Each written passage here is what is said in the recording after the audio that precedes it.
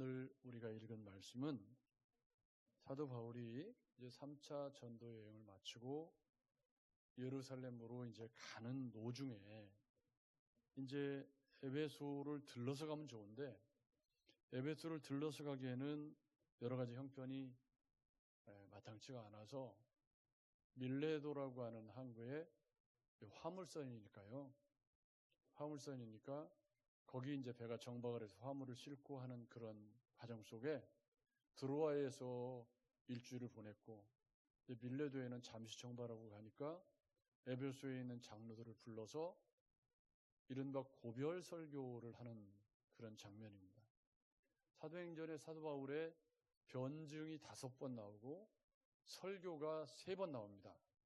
피시디아, 안디옥, 아레오바고 또 여기 고별 설교까지. 그런데 이 고별 설교는 여러 가지 면에서 다른 설교들과는 차별화가 되는 거죠. 왜냐하면 이 에베소 교회는 지금 사도 바울이 3년 동안 두란노 서원에서, 사실은 정확히 두란노 서원은 2년이지만 어쨌든 3년 동안 에베소 사역을 하고 지금 마게도냐를 거쳐서 다시 고린도를 거쳐서 다시 마게도냐를 거쳐서 돌아오는 여정이었는데 그게 한 1년쯤 걸렸습니다. 그러니까 지금 다시 3년 동안 에베소에서 목회를 하다가 1년 동안 선교여행을 하고 다시 예루살렘으로 돌아가는 중에 다시 만난 거예요. 1년 만에. 근데 이제 이때는 에베소에 있는 성도들을 다 만난 게 아니고 에베소에 있는 이 장로들을 청했다 그럽니다. 여기 이 장로와 감독이라는 말이 나오는데 이 장로와 감독이라는 말은 지금도 사용을 하고 있죠. 근데 이제 이 장로라는 말은 연장자를 의미하는 이 말입니다. 감독이라는 말은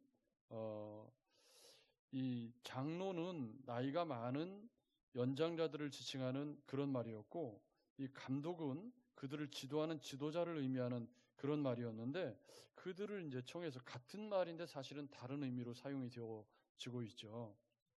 그런데 그 사람들을 청해서 17절부터 27절까지는 사도 바울이 이제 에베소에서 사역을 하다가 데메드리오와 그 은장색들로 인해서 소란이 일어났잖아요.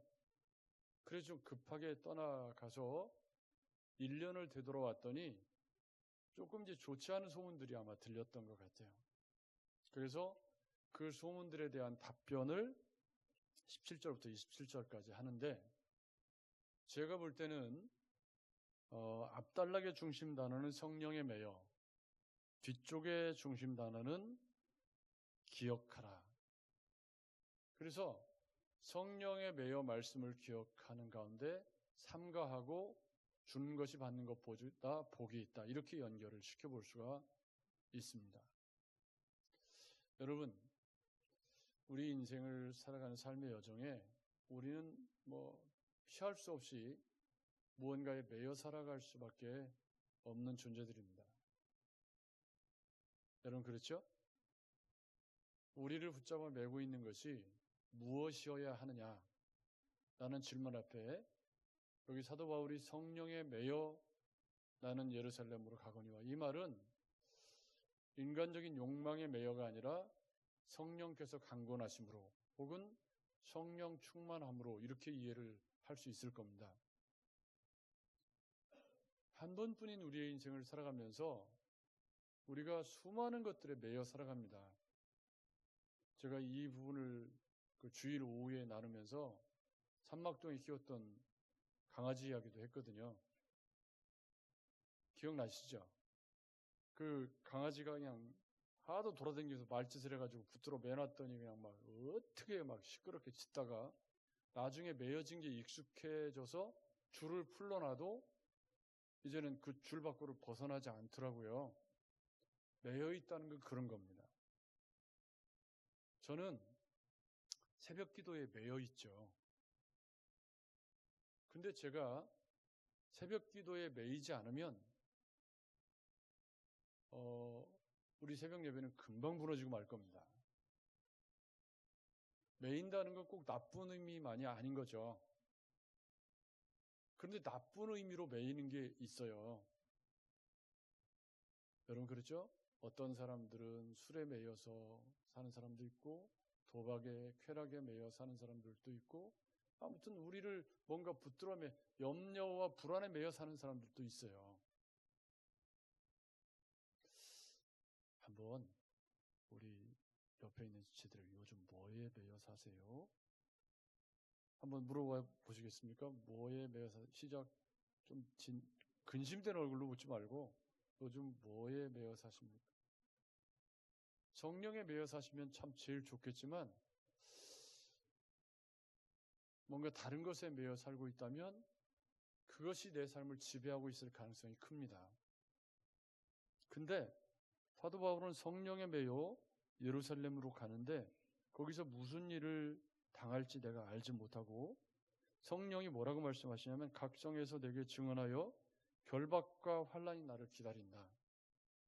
그렇지만 나는 성령에 매여서 내가 달려갈 길과 주 예수께 받은 사명 곧 하나님의 은혜의 복음을 증언하는 일에는 이를 마치려면은 나의 생명조차도 조금도 귀한 것으로 여기지 아니하노라 하고 성령에 매인 사람의 삶의 태도를 말해주고 있습니다.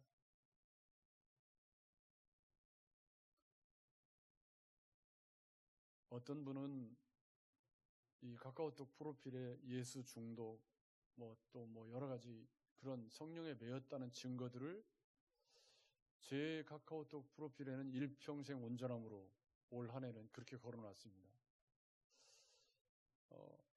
여러분들 그 프로필에도 뭔가 써져 있죠? 어쩌면 그것이 내가 지금 가장 중요하게 여기는 것일 가능성이 많습니다. 그런데 이 성령에 매인 것이 앞쪽에 무슨 얘기가 있냐면 교회 장로를 청해서 아시아에 들어온 첫날부터 지금까지 여러분 가운데서 어떻게 행하였는지를 여러분도 안다. 저는 이걸 투명성의 원리라고 부릅니다. 성령에 매여 살아가는 건강한 그리스도인은 삶이 복음 앞에 투명해야 된다고 저는 생각합니다. 목회자로서 제 삶이 지금 저희 교회에서 24년째인데 저는 제 나름대로 투명하게 살아왔다고 생각을 하고 있고 여기 보면 어떻게 행하였는지 여러분도 아는 바니 겸손과 눈물, 유대인의 관계로 시험을 참고 주를 섬긴 것, 또 공중 앞에서든지 각집에서든지 유익한 것은 거리낌 없이 여러분들에게 전하여 가르친 유대인과 헬라인에게 하나님께 대한 회개와 우리 주 예수에 대한 믿음을 증언한 이 모든 것들을 여러분도 안다. 사랑하는 여러분, 성령에 매인 사람은 예수 그리스도의 복음 앞에서 우리의 삶을 깨끗하고 투명하게 복음 앞에 살아가야 할 책임이 있는 겁니다. 그리고 언젠가 우리도 고별 설교를 해야 되는 날이 온다면, 그죠? 여기 보면 다시 내 얼굴을 이제 다시 보지 못할 줄 아노라는 25절 말씀이 이게 고별 설교지만 유언적인 의미가 있다는 걸 말해줍니다. 물론 제가 사실 이 말씀을 준비하면서 어떤 생각을 했냐면 여기서 에베소서로 건너가면 어떨까? 근데 에베소서로 가려고 하니까 고린도 이 3차 전도행에서 고린도에서 쓴 로마서도 있더라고요. 사도행전에 고린도 전후서도 있고 다 있는 거예요. 허신서가. 근데 이제 에베소 이야기가 길게 이어지고 있기 때문에 그러면 이 고별 설교는 지금 장로들을 직접 청해서 얼굴과 얼굴을 대면해서 쓴 것이고 로마에서 옥중서신으로 쓴 에베소서는 뭐죠? 떠나가서 이제 마지막 감옥에서 진짜 유언처럼 편지를 쓴 거예요. 그러면 편지를 쓴 게 힘이 더 세요? 대면에서 얘기한 게 힘이 더 세요? 대면에서 얘기한 게 힘이 더 세겠죠. 그런 면에서 보면 에베소 교회를 향한 사도 바울의 마음과 에베소 교회 교인들에게 부탁한 내용들을 본문에서 우리가 엿볼 수가 있는데 앞쪽에 저는 주안점을 성령의 매여로 본 거예요. 우리 그리스도인들이 성령의 매여, 복음의 매여. 저는 주일에 얼마나 매이는지 토요일 날이 되면요, 뭘 해도 즐겁지가 않아. 생각 속에 어떻게 오늘 말씀을 좀 잘 전할 수 있을까 하는 그런 두려움과 그런 눌림이, 그래서 계속 생각을 하고 이렇게 생각해보고 저렇게 생각해보고 뭐 계속 떠나질 않아요. 그 매임이 저는 설교자로서 건강한 매임이라고 늘 생각하면서 살고 있습니다. 여러분, 우리 안에 성령의 매임을 받은 우리가 그리스도인으로서 내가 이렇게 살아야 된다라고 하는 마음속에 계속 눌림이 있고, 이렇게 하면 안 되는데, 또 우리가 그리스도 안에서 함께 교회를 이루어서 서로 돌아보아 사랑과 선행을 격려하는 그리스도의 몸이잖아요. 여러분, 그렇죠? 아멘. 그 몸은 주일 낮 예배 이렇게 뒷곡지로 예배하고 가는 관계로 이루어져 있지 않고 서로 돌아보아 사랑과 선행을 격려하는 관계로 이루어져 있어요. 몸이 서로 유무상통하는 관계로. 그래서 같이 밥도 먹고 같이 이야기도 하고 차도 마시고 거기까지가 다 신앙생활인 거죠. 아멘. 아멘. 주일 예배만 하는 게 신앙생활 아니잖아요. 지난주에 이어서 계속 말씀드리고 있어요. 그렇다고 해서 성도의 교제를 따로 이벤트를 해가지고 어디 찻집에 가서 차 마시고 이런 이벤트를 하는 것은 복음에 합당한 건 아닌 것 같아 보이고요. 오후 예배를 기다리는 시간에 같이 3, 3, 5 모여서 같이 교제하고 삶을 나누고 말씀을 나누고 성가 연습하고 이 모든 것이 뭐죠? 그리스도 안에 우리를 붙잡아 매게 하는 성령의 매임 속에 한 몸을 이루어가는 과정이라고 저는 생각합니다. 아멘. 아멘. 일찍 집에 돌아가시면 집에 가서 혼자 밥 차려 먹고 뭐 하시죠?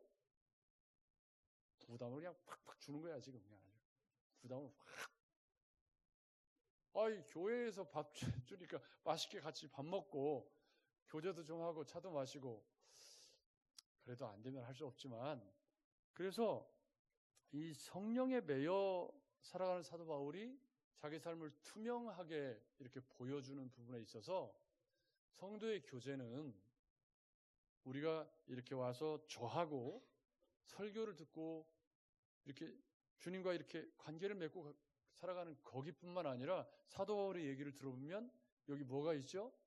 투명하게 삶이 공개되어서 성도의 교제를 하는 부분이 분명히 포함되어 있음을 알 수가 있습니다. 그래서 내가 여러분들 가운데 어떻게 했는지, 겸손과 눈물로 어떻게 시험을 참고 이겼는지 여러분이 다 알고 있지 않습니까?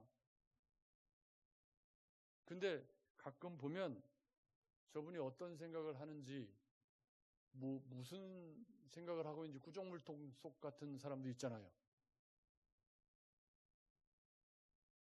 투명성의 원리는 예수 그리스도께서 제자들과 함께 공생의 사역을 하실 때 동거동락하셨던 삶이에요. 아멘. 아멘. 3년 동안 다 보여주셨잖아요. 우리 주님 화장실 안 가셨을까요? 아마 방구도 꼈을 것 같아요. 우리 집사람하고 방구 트는데 세월이 오래 걸렸어요. 여러분, 그렇잖아요. 그리고 마지막 부분은 뭐냐면 내가 모든 사람의 피에 대해서 깨끗하다 그럽니다.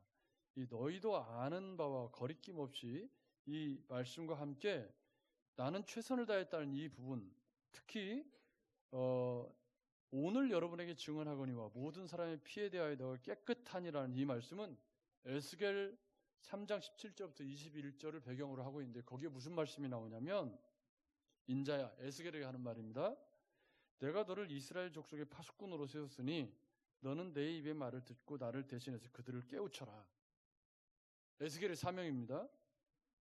가령 내가 악인에게 말하기를 너는 꼭 죽으리라 할 때에 내가 깨우치지 아니하거나 말로 악인에게 일러서 그 악한 길을 떠나 생명을 구원케 하지 아니하면 그 악인은 그 죄악 중에 죽으려니와 내가 그 핏값을 내 손에서 찾을 것이고, 내가 악인을 깨우치되 그가 악한 마음과 악한 행위에서 돌이키지 아니하면 그 핏값은 본인의 머리로 돌아갈 것이다. 이런 내용의 말씀이 에스겔서에 나옵니다.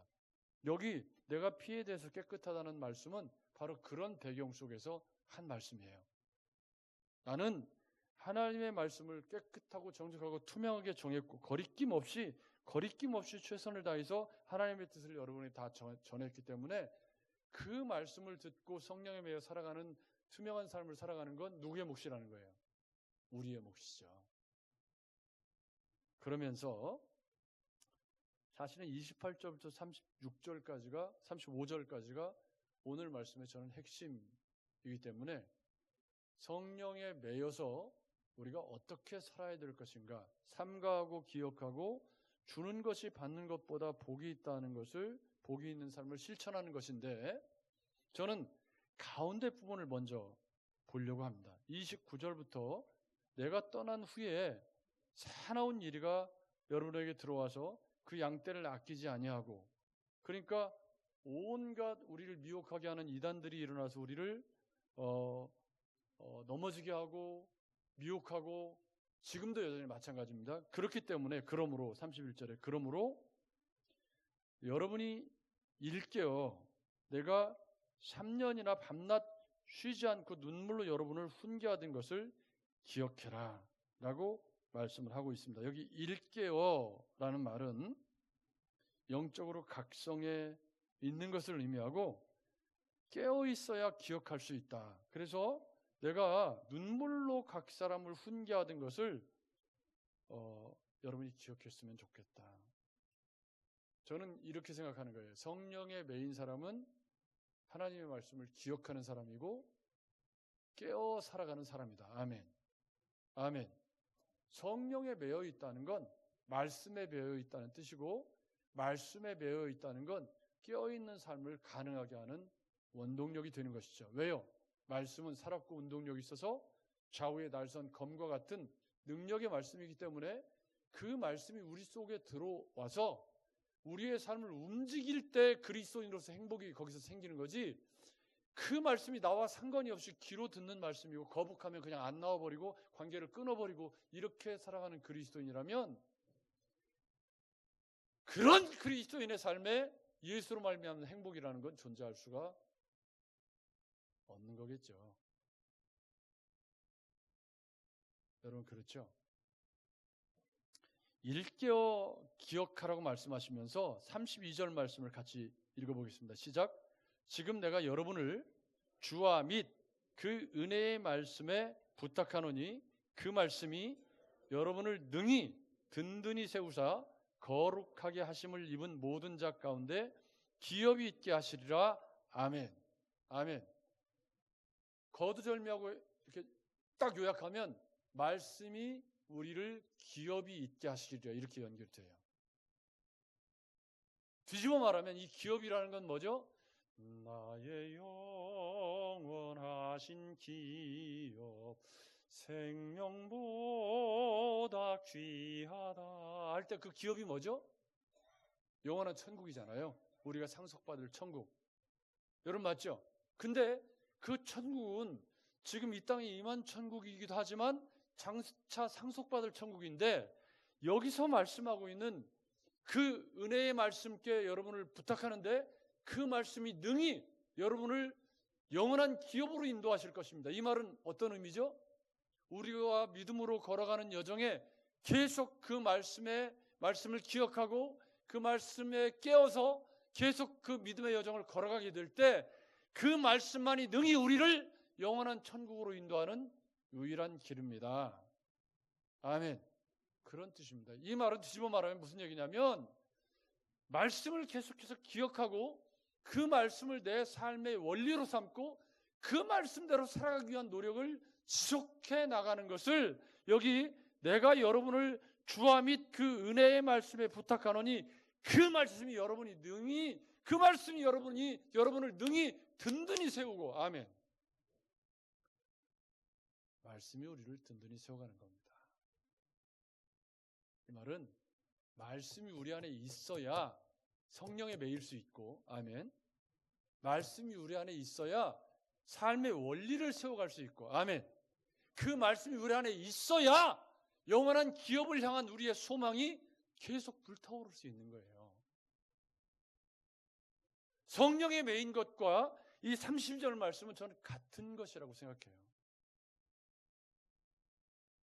지금 사도 바울이 성령에 매여 있다는 건 내가 인간적인 욕망이나 다른 열망이 아니라 내 복음을 위한 나의 달려갈 길을 위한 하나님의 강권하심이 내 안에 있고, 이 생명의 복음을 전하는 일을 위해서 나는 생명을 잃게 되더라도 계속 나는 이 길을 갈 수밖에 없는 그런 강권하심이 있다는 건데, 그 강권하심과 이 은혜의 말씀이 여러분을 능히 든든히 세우사 거룩하게 하심을 입은 모든 자 가운데서 뭐라고요? 거룩하게 하심을 입은 많은 사람들이 있지만 그 모든 자들 가운데서 이 말씀을 붙잡고 살아가는, 일깨어 이 말씀을 기억하고 살아가려고 하는 그 말씀에 붙잡혀 살아가는 그 사람을 영원한 기업으로 인도하실 것입니다. 그래서 시편 기자가 뭐라고 말했냐면, 주의 말씀은 내 발에 등이요 빛입니다. 아멘. 아멘.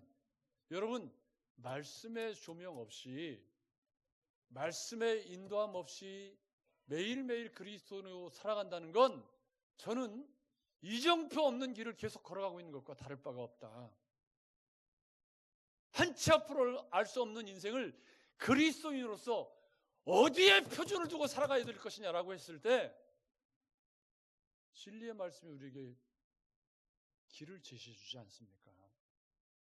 그 말씀이 우리가 어떻게 살아야 될지를 얘기해 주고, 그 말씀이 우리를 영원한 천국으로 인도하는 이정표이고 우리를 생명으로 인도하는 빛이잖아요. 그래서 사도 바울이 에베소에 있는 장로들, 지도자들을 청해놓고 지금 무슨 얘기를 하고 있는 거죠? 나는 떠나지만 여러분을 가장 든든히 세워줄 수 있는 유일무이한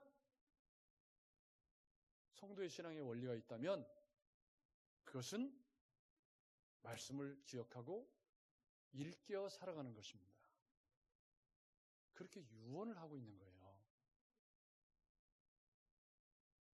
여러분, 우리가 말씀을 놓아버리면 세상 사람하고 다를 게 아무것도 없고, 말씀을 놓아버리면 금방 성령에 매인 것이 아니라 육체에 매이게 되고 일에 매이게 되고 욕망에 매여서요, 삶이 완전히 다른 삶을 살게 돼요. 그것을 그나마 제어해 줄 수 있는 게 뭐죠?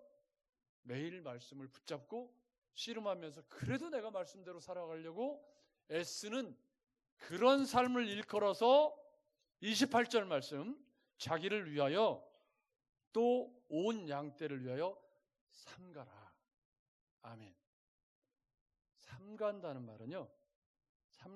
말은 주의하라, 유의하라. 적극적으로는 자유를 가졌지만 스스로를 위해서, 양떼를 위해서 그 자유를 제한한다는 말이 삼가한다는 말입니다. 여기 이 감독, 아까 에피스코프라니 원어를 찾으려고 제가 원고로 올라갔다 내려갔다도 못 찾아서 지금 찾았어요. 돌아보는 자라는 뜻입니다. 그리고 프레스 뷰테로스라는 이 장로라는 말은 연장자 손윗 사람인데, 이 어른들이 먼저 삼가해야 될 책임이 있다, 그런 거죠. 여러분, 삼가한다는 건 뭐죠? 우리 인생에 수많은 선택지가 있습니다. 근데 그 수많은 선택지가 있지만 내가 이렇게 행동하는 것이 다른 사람에게 시험이 되거나 어려움이 될 때 그 행동을 스스로 제한하는 것을 삼가하는 거죠. 그게 삼가한다는 뜻이죠. 그런데 그러면 그 삼가할 때 삼가해야 하는 이유는 어디서 찾죠? 일깨어 은혜의 말씀께 부탁한 그 말씀이 우리가 무엇을 삼가해야 될지를 원리를 세워주는 것입니다. 아멘. 그렇기 때문에 삼가해야 되는데 도대체 뭘 삼가해야 되냐? 왜 양보해야 되는데 내가?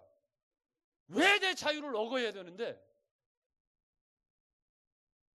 여러분, 세상이 그렇잖아요. 지금 다 나 하고 싶은 대로 사는 세상이지, 누가 내게 뭐라고 하는 것을 내가 들으려고 하지도 않고 각자 소견에 오른 대로 살아가는 세상 아닙니까?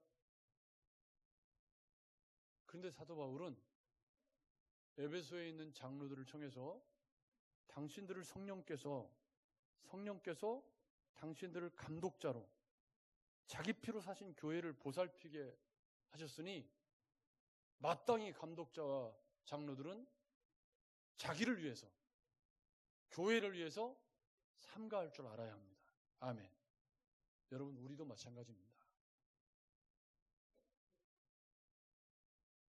하나님께서 우리를 부르셔서 어울림 교회의 일원으로 세우셨잖아요. 여러분 인생이 내가 하고 싶은 대로 살 수 있는 인생입니까? 내 마음대로 사는 인생이 있다면 그 사람은 잘못된 망아지 같은 인생을 살고 있는 겁니다. 여러분 그렇죠? 저는 갈수록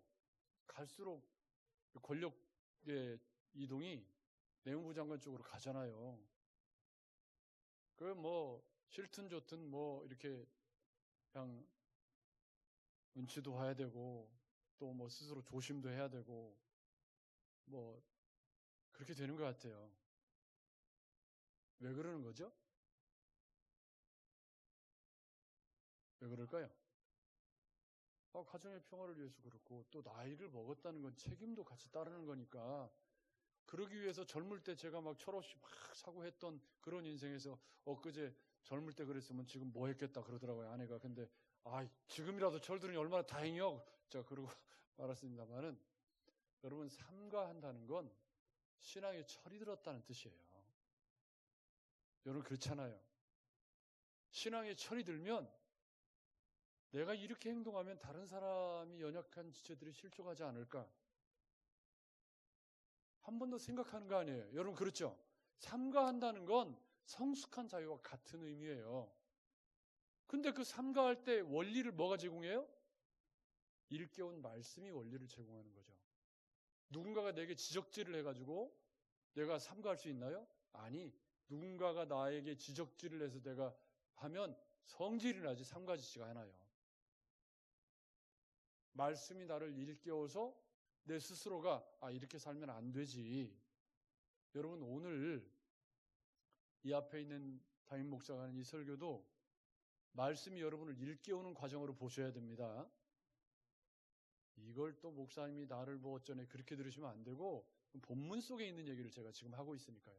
그러니까 지금 사도 바울이 흉악한 이리가 교회를 무너뜨리려고 할 때 교회가 견고해지는 비결은 말씀 위에 지도자들부터 성도들이 말씀을 기억하고 3년 동안 눈물을 흘리면서 너에게 가르쳤던 그 말씀을 기억하고 그 말씀에 입각해서 삼가할 줄 아는, 자유를 억어할 줄 아는, 내가 하고 싶은 대로 하는 생활이 아니라 연약한 지체들 때문에 내 자유를 조금은 억어하고 조금은 더 겸손하게 이렇게 섬겨가는, 삼가할 줄 아는 그리스도인이 되기를 유언처럼 지금 이야기를 하고 있단 말이에요. 여러분 사도 바울의 마음을 좀 공감하셨으면 좋겠습니다. 여러분도 한번 고민해 보시죠. 내가 내 자녀들에게 여러 번 말씀을 드립니다. 내 인생이 떠나가는 날, 야 아들아, 너 이렇게 했으면 좋겠다. 무슨 말을 남겨주시겠습니까?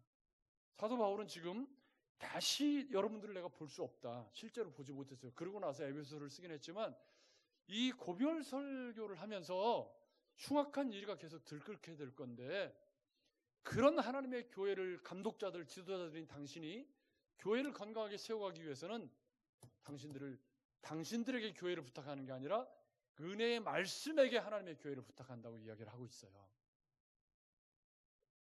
태초에 말씀이 계시니라 이 말씀이 하나님과 함께 계셨고 이 말씀은 곧 누구? 예수 그리스도였잖아요.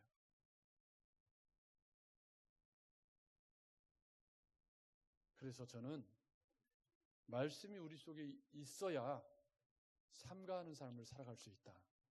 아멘.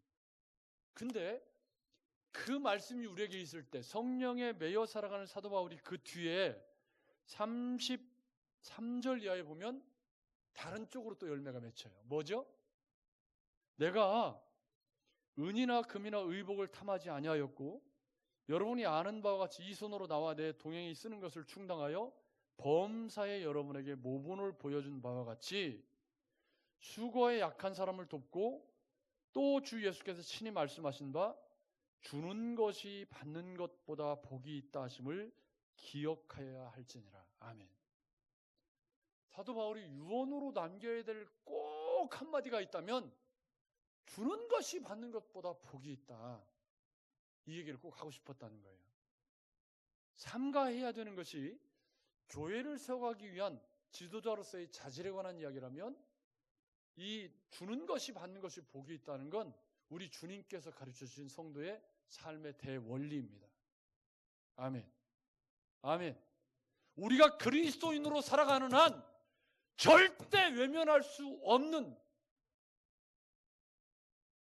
복음 중에 복음이 있다면 그것은 우리 주님이 우리를 위해서 생명을 나누어 주신 것처럼 우리가 이 땅에서 주는 것이 받는 것보다 복이 있다는 삶의 원리로 붙잡고 내가 비록 그렇게 잘 살지는 못하지만 어떻게 하든지 나누면서 베풀면서 살아가기 위한 그런 노력들을 중단하지 않으려면 뭐가 있어야 되죠? 일깨워 우리를 새롭게 하는 말씀이 우리에게 있어야 돼요. 성령의 매임이 우리에게 있어야 돼요. 성령의 매임이 우리 속에 있어서 그 매임이 나 이렇게 살면 안 되는데 조금 더 나누고 베풀고 살아야 되는데 그래도 내가 그래도 목사인데 조금이라도 더 나누면서 살아야지, 베풀면서 살아야지. 내가 교회 그리스도인인데 이렇게 이기적으로 살면 안 되지. 여러분, 이런 에너지를 주는 게 어디서 오죠? 성령의 매임과 진리의 말씀이 그 힘을 주는 거예요. 인간적인 의지로 어떻게 주는 것이 받는 것보다 복이 있어요. 그렇지 않죠. 여러분, 거기도 저를 보십시오. 받는 게 좋아요? 주는 게 좋아요? 말해봐요. 받는 게 좋지. 그걸 뭐 말이라고요? 우리는 다 그렇게 생겨 먹었어요. 다. 받는 게 다 좋아.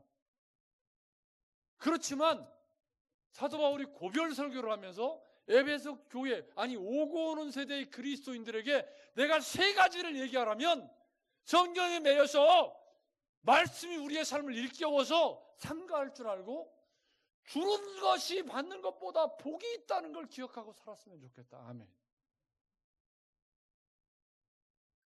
여러분, 실제로 해보면 주는 재미가 보통 재미가 아니에요. 이때 아멘을 좀 크게 하면 얼마나 좋아요. 다시 한번. 주는 재미가 받는 실수. 주는 재미가 얼마나 재밌는지 몰라요. 좀 제대로 해봐요. 조금만 더 크게. 여러분, 주는 재미. 진짜라니까. 진짜예요. 주는 재미가 이게 보통 재미있는 게 아니에요. 물론 받는 것도 좋지. 근데 주는 재미는요, 이게 또 보통 재미가 아니에요. 왜요? 하나님이 우리를 그렇게 지으셨거든. 인간을 그런 존재로 지으셨잖아요. 사랑하는 여러분, 저는 이렇게 생각합니다.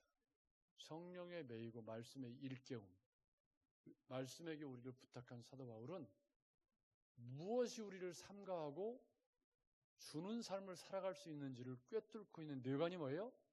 말씀이 우리 속에 있어야 되고 그 말씀이 우리를 기업으로 인도하는 생명의 말씀, 그 말씀이 우리를 든든히 세워서 거룩하게 하심을 입은 모든 자 가운데 기업이 있게 하시는 능력이기 때문입니다. 그래서 우리는 성령 묵상하는 거예요.